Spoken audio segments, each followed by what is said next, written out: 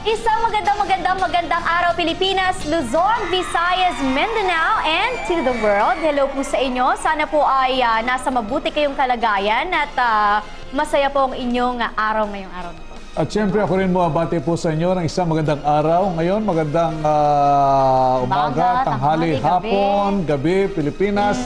Kumusta ho kayong lahat dyan? Samahan po ninyo kami dito sa ating palatuntunan. Of course. At kami pa rin po ang inyong mga kasama. Ako po si Bien Dacles. Ako po naman si Sunny Casulia. At ito pa rin po ang Legal Minds! At syempre, partner, kapag legal minds ang ating pinag-uusapan ay tungkol sa batas. Yan, At totoo syempre, yan. At ang ating makakasama every time na meron tayong legal minds, syempre, ang nagpapaliwanag sa atin ng kahit na ano tungkol sa batas, ang nag-iisang Attorney Pogi, Attorney Mark Tolentino. Hello, good morning, good evening, good afternoon sa lahat po ng mga televiewers ng Legal Minds, the DCRH, and also yung mga followers natin sa Facebook or sa Twitter or kahit saan, and also yung mga followers sa DCRH. Ayan. Parang napansin ko, mga partners, pare-pareho yata tayo ng shade ng color ngayon. Napag-usapan ba natin to? Medyo blue tayo ngayon. Oo, timing. Alright. Ito, partner, nako, ito na. Dahil maganda ang ating pag-uusapan, ito, maraming mga kababayan natin ang nagiging problema ito. Ito ba'y, nung nakaraan, may connection ba ito? Yes. Oo. May connection. Kasi may nag-follow up, natin. may nagpadala din ng kanyang katanungan. Konektado dun sa nauna nating katanungan. Dahil napakinggan niya. Oh yes, about sa obligation yun ng hospital. Yes. I think before yung pinag-usapan natin. Alright, ito na partner. Sige, para dahil alam ko marami tayong pag-uusapan dito, baka kulangin na naman tayo ng oras. Ito na, ang nagpadala sa atin ng ating hashtag HQOTD for today. Ito yung padala po niya sa atin dito. Sabi niya, hello po. Ako po si Maribes na taga Marilao, Bulacan. Lagi po akong nanonood sa Legal Minds. Kaya naisip kong idulog sa inyo ang naging problema namin sa ilang mga opisyal na tinakbuhan namin noong nagdi-delivery po ang nanay ko. Hospital na tinakbuhan namin noong nagdi-delivery po ang nanay ko. 78 years old na po siya. Naku. No? Ang nangyari po kasi dahil immediate at emergency po ang nangyari sa nanay ko, wala po kaming nakahandang pera para tanggapin at ma-admit sa mga naunang ospital na pinuntahan namin. Sa mga pinuntahan ko po kasi namin, lagi nilang katwiran na kesyo utos daw po ng management na hindi tumanggap ng pasyenteng walang kahit pang deposito man lang. Ala, naku, Ayun, tingnan nyo. Mabuti na nga lamang po at sa pang-5 hospital na pinuntahan namin, tinanggap na po kami at hindi kami hiningan agad ng kahit 5. Nagbayad naman po kami agad pagdating ng padala sa aming pera ng kapatid ko. Ang punto ko po kasi, paano po yung mga mahihirap talaga na walang pera pero talagang nangangailangan? Oo nga naman. May karapatan po ba ang mga ospital na tanggihan ang mga pasyente lalo na't walang pera? Ayan. Yan, attorney, ang ating paksa ngayong araw na ito. May kinalaman ito dito sa hospital, yung Anti-Hospital Deposit Law. Oh, yes. Yan. So itong hospital kasi, pag-uusapan natin, di ba sabi ko dati, yung hospital, operation of the hospital is a business. Okay? But it is not only business na yung purpose is kikita ka lang ng profit. The primary purpose of the hospital is it also affects public service. So, business, public service. Okay? So, hindi pa pwede na pag walang bayad, no money, no honey. Parang ganun. Parang hindi ka tatanggapin pag walang kaibigay. Bayad lang po sa umaga. Iba yan. Hindi pwedeng ganun kasi public service ito. This is a public service. Yes, this is a business. But this is not a business only na primarily for profit. Profit in a private hospitals, lalo na private, secondary lang yan. The primary purpose of the business operation of the hospital is to give public service, to give good, adequate medical treatment, assistance, services sa lahat ng mga pasyente. Yun ang primary objective. Yung kikita ka, secondary lang yan. Primary purpose is public service. Yun yan. Sabi ng batas, okay?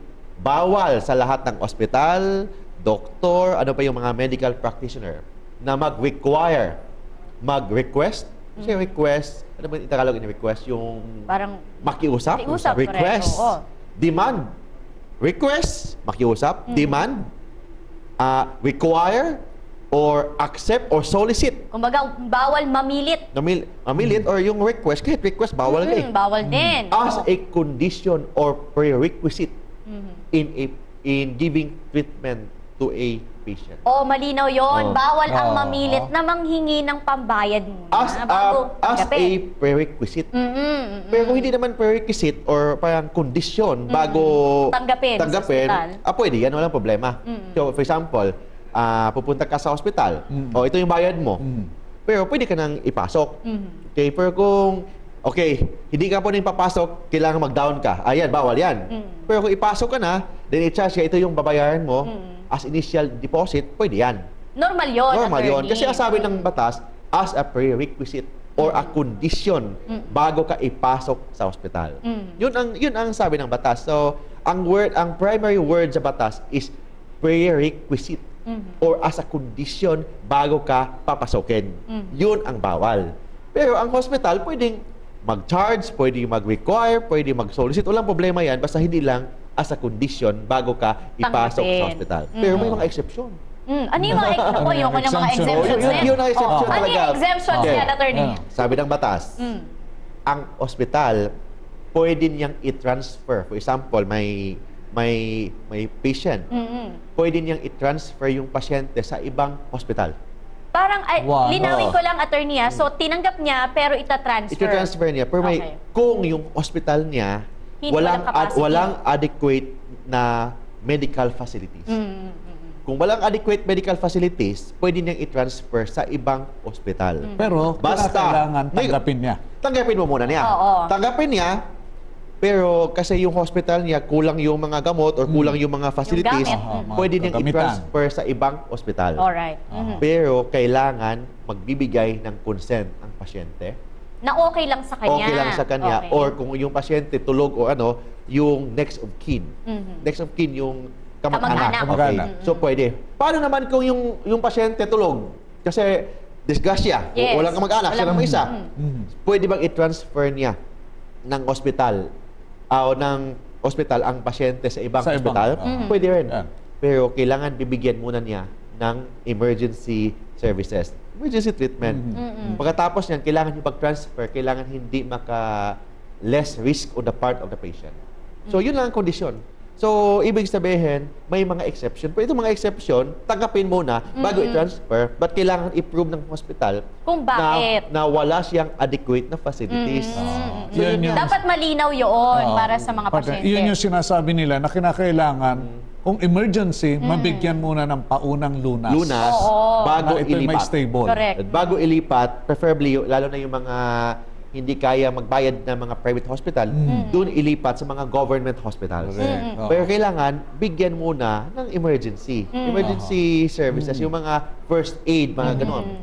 So, don't forget, balikan ko, kasi very clear to, kasi daming nag-iingay, nagreklamo sa mga Correct. hospital, di ba? Marami yan. Marami.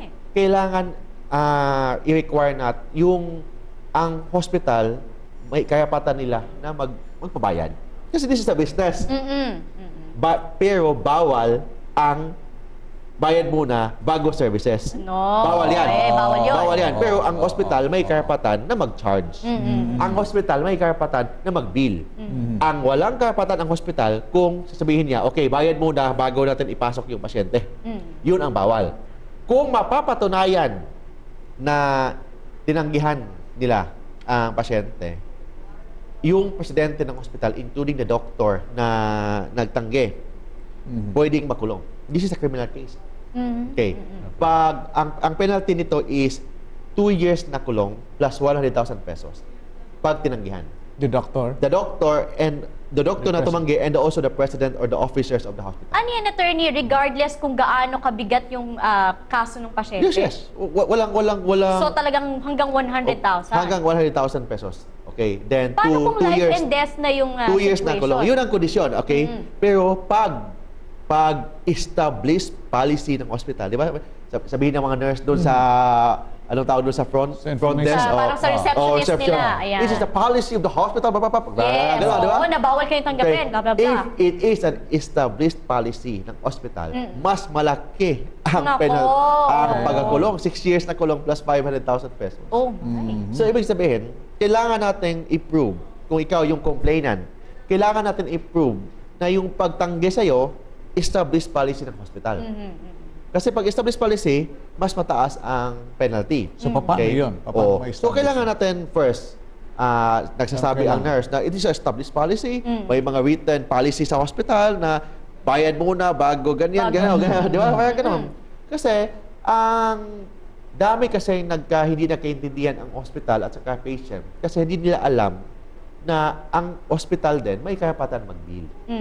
Right? Ng hospital yan kasi hindi sa business. Paano naman bayaran ng tubig, kuryente, Correct. sweldo ng nurses, sweldo ng mga doktor. Siyempre, ano pa yan? additional facilities Oh yes, pa. so may operational expense ang hospital. Whether we like it or not, may pang-expenses talaga ang kailangan. So, karapatan yan ng hospital na mag-charge. Karapatan ng hospital na mag-bill. Pero bawal ang hospital na mag-bill as a condition bago papasukin. Yun. As a condition bago i-treatment. Kasi ang treatment, that is where talking right to life yun eh. Yes. Right to life ng isang tao, patient, right to life ng isang pasyente is supreme over the right ng isang hospital na malugi, na bawal malugi. Okay, kung itimbang natin, Balanse. karapatan ng isang tao na mabuhay, karapatan ng isang negosyo na kikita. Ano dyan ang mas mabigat? Siyempre, of course, yung buhay. Buhay. So, yun ang ibig sabihin ng batas. Tsaka parang sabihin na natin, call of duty kasi yan ng mga doktor na to give treatment dun sa patient. So, Bago ang pera, yes. di ba? So, it means, bawal ang no deposit, no medical treatment. Ayan. Bawal yan. Oo. No deposit, no medical treatment, bawal. Okay? Bawal din yung ikulong ang isang pasyente kung hindi I-detain, ano? kung hindi Ayan. makabayad. Bawal yan. Kasi this is a hospital. Pabalik-balik natin sasabihin na yung hospital, hindi yan isang hotel. Of course, may mga hospital dyan dito sa Manila na mga parang hotel na. But don't forget, a hospital is not a hotel. A hospital is a hospital. It means it affects public interest. Correct. We are talking here of the right to the treatment ng isang tao. Okay? Karapatan ng isang tao na mabuhay, karapatan ng isang tao na pagalingin sa kanyang sakit. So, right yun ng isang tao. So, hindi natin palaging ipasok sa isip natin na negosyo to. Mahal dyan, huwag dyan. Kahit mahal yung hospital, kung emergency na, kailangan ka pupunta ka doon. For example, yung hospital na 5-star hospital, nasa harap mo, nasagasaan ka, huwag dyan kasi mahal, doon tayo sa malayo kasi mas mura doon. Di ka pwede ganon. Correct. Doon ka na kasi malapit na. We are talking here of right to life. So, hindi natin pwede sabihin, huwag dyan kasi mahal, dito tayo kasi mura. We are talking here of right to life and right for giving emergency treatment ng isang tao, isang pasyente. Oo, tsaka iisipin mo pa ba yun Oo, pagka nasa oo. emergency ka na? Hindi pwede sabihin, huwag dyan kasi mahal, doon tayo kasi mura doon. Doon tayo sa Correct, government. oo. Nasa harap mo na ngayon yung 5-star hospital na yun eh. Alam mo na yung mga hospital, may top 3 hospital ng Manila. Yes, tapos ililipat mo pa dun sa So, pwede, malayo. medical treatment, hindi, kahit mahal yung hospital na yan, kahit 5-star hospital na yan, Correct. hindi ibig sabihin na wala silang karapatan na tumanggi. Tumanggi. Okay. Of course, may mga hospital ngayon na ginawang negosyo na. Especially na mga inabuso yung mga batas. For example, yung tinatawag na medical tourism hospital. Ayan, o.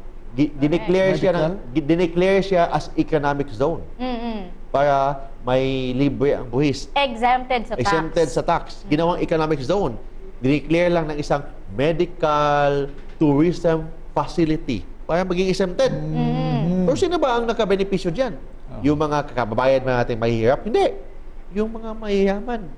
Yung mga mayayaman. Siyempre, hindi mo nababawasan ng kanilang Oo. kita. Tapos yung buhis, wala pang bayad. Tapos mahal pa. So sinong kikita? Sino bang benefited doon? Ang mga kababayan nating mga mayayaman and yung mga foreigner. Yes, Kasi na yung mga nag-invest foreigner, dito. dito na magpapagamot sa Pilipinas kasi cheaper, i-compared mo sa ibang bansa. When in fact, we have the same quality of doctors. You go to India, you go to China, you go to other countries, Singapore, and the Philippines with the same yung Same mga quality of work, kumbaga. doctors. Mga doctors. Okay. But cheaper ang Philippines. Kaya sila pupunta That's why if you go sa mga hospital dito sa, for example, in Taguig area, in Makati area, maraming mga pasyente na hindi mga Pilipino. Indian, nandun.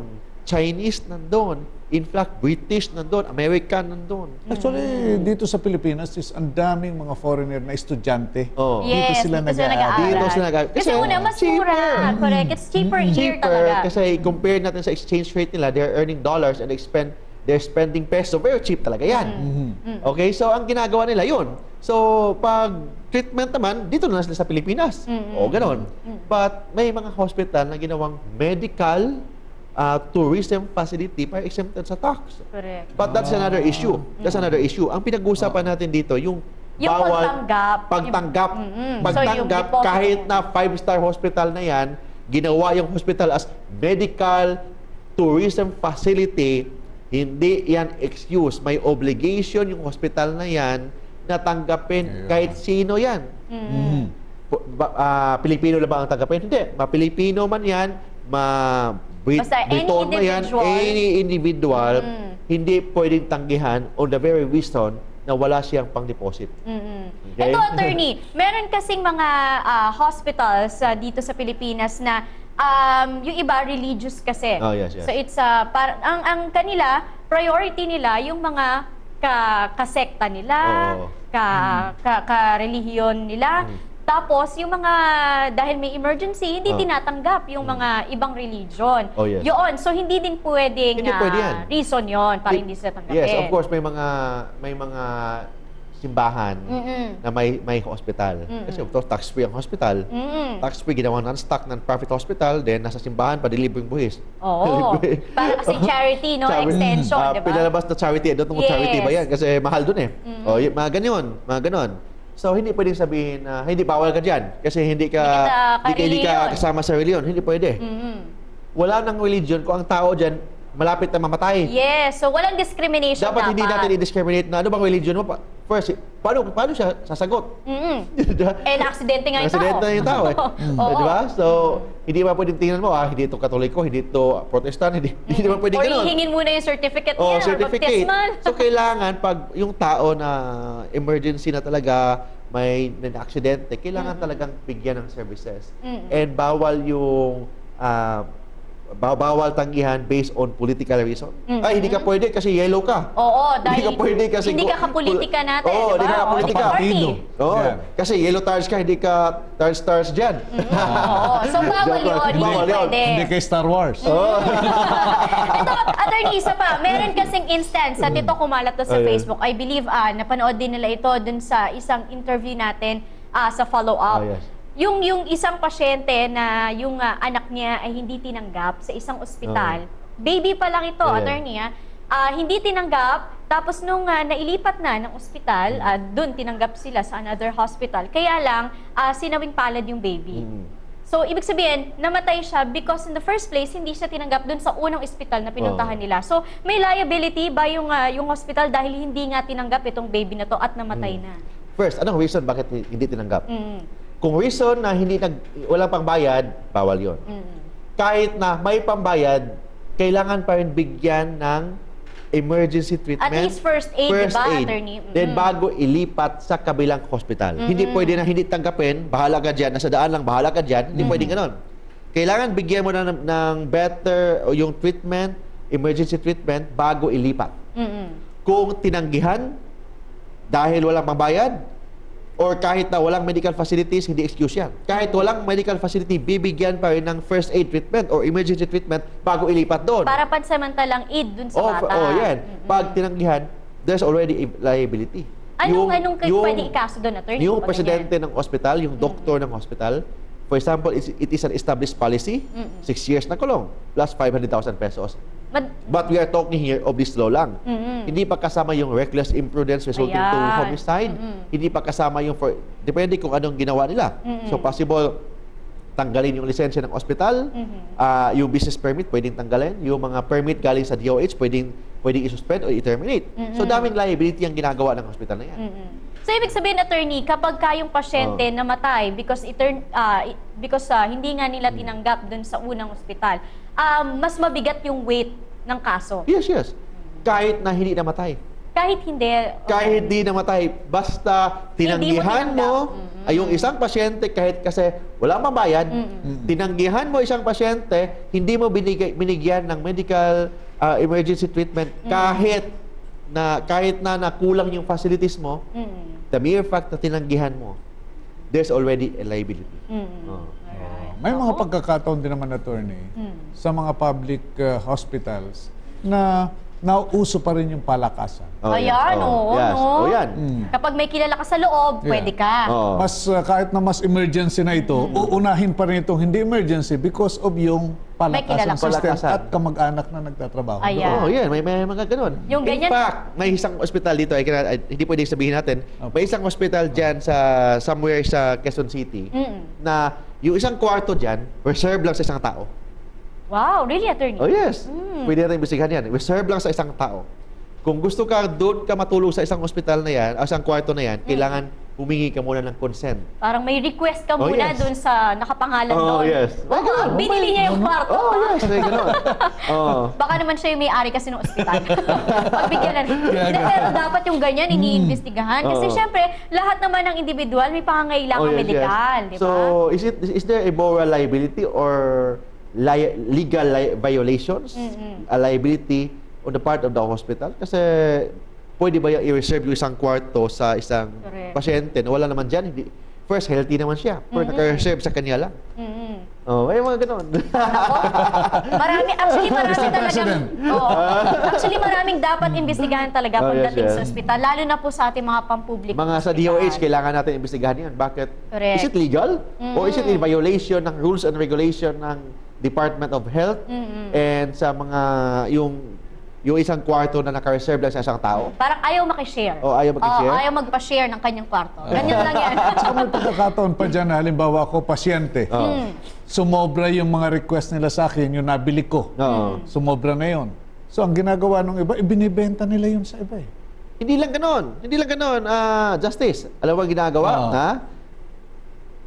Kung may kwarto ka, ang bayad sa isang doktor, based kung magkano yung bayad mo sa kwarto. Wow, Kung doon ka sa mga maliliit na kwarto o doon ka sa mga, yung mga maramihan, anong tawag doon? Sa ward. Sa ward, sa ward. yung bayad ng doktor, cheaper. Pag doon ka sa mahal na kwarto, mas mahal. Mas mahal.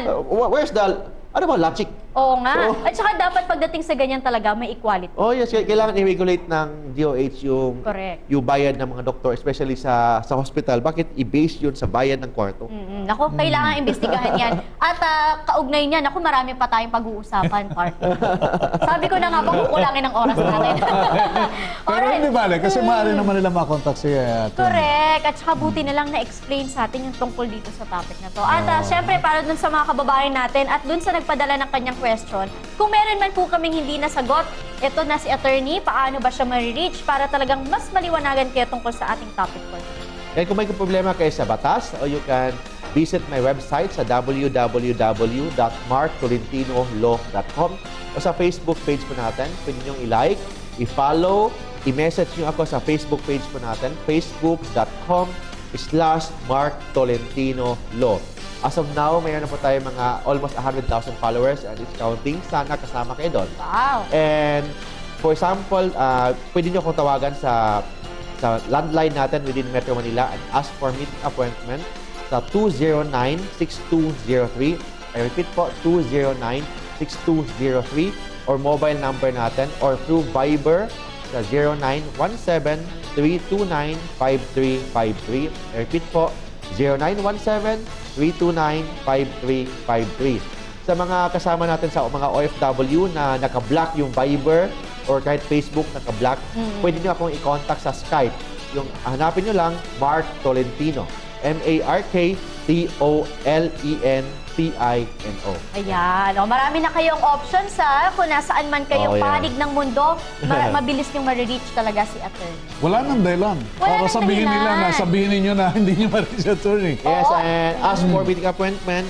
Pag nasa abroad kayo, we can discuss online sa mga problema ninyo based lang sa schedule natin and office hours lang po, huwag naman ng gabi. Oo naman. Tulungin niyo rin naman daw si attorney. Alright, para din dun sa iba pa nating mga kababayan na gustong idulog sa amin ang inyong mga problema, Basta legal, ha? Baka ibang problema ang idulog nyo sa amin. Ayan, pwede nyo po yung ilagay or i-post sa aming comment box. Ilagay nyo lamang po ang hashtag HQOTV. At kung maaari, i-detalye nyo po, ayan, para mas masagot namin ng maayos ang inyong mga katanungan. Ayan, correct. Diba, partner? Oo. Alright, maraming Huwag kalimutan sa, sa TV. Of course, Diba? oo naman. Ayan. Huwag niyo po kami kakalimutang mapanood. Siyempre, partner, saan nga ba ulit? Sa Signal. Ayan, sa Sa 18? cable network sa Signal is Channel 18 and sa Sky Cable naman po is 129. 129 at sa And yung cable local? link is 3 at syempre sa ating mga provincial cable partners nationwide. It's over 800 or 1,000. Ayan. So, mapapanood niyo po kami dyan. Ayan. Saka may mga replay pa yan. Ang mga replay replays pa natin, po syempre yan. naka-archive yan sa ating DZRHnews.com at syempre sa DZRH News Television sa Facebook at syempre sa YouTube. Ayan, para dun sa mga hindi nakapanood ng mga past episodes natin. Ayan, kagaya din na napag-usapan natin kanina na tungkol naman sa detention sa ospital.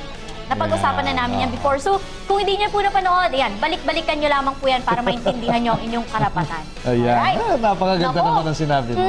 Para maintindihan yung kanilang Yes. karapatan. Yes. Kasi marami talaga, di ba? Hindi nakakaunawa. Maski hospital, hindi naunawaan yun. Correct. Tanong mo naman. Kahit yung mga nurses, they cannot say kung ano nga ba talaga ang karapatan nila. Anyway, ayan, at marami pa tayong pag-uusapan. Attorney, thank you so Yes, much sige. ulit Thank you sa very much, inyong Attorney, pagsama again. sa amin. Ayan, at syempre marami pa tayong mga pag-uusapang topic dito sa Legal Minds. Keep them coming para pag-usapan natin yan. At kami pa rin po syempre ang inyong mga kasama. Ako po si Bien Dacles. Ako pa rin po si Sunny Casulia. Hanggang sa susunod po na episode ng Legal Minds! Bye!